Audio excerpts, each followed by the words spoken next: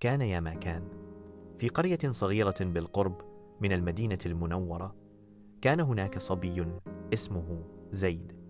كان زيد صبيا صادقا وأمينا للغاية. كان يعمل مع والده في الحقول كل يوم ولم يكذب أبدا.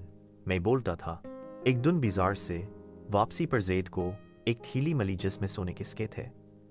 उसने फौरन अपने वालिद को बताया। वालिद ने कहा, बेटा यह हिमांत है, हमें असल माल को लुटाना चाहिए।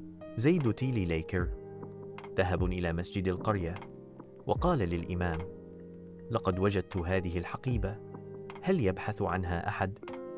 أعلن الإمام.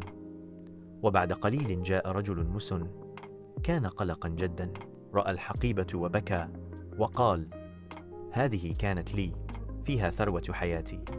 دعا الشيخ لزيد وأشاد بأمانته أمام الجميع. في وقت لاحق بدأ أهل القرية يعتبرون زيد رجلا صادقا.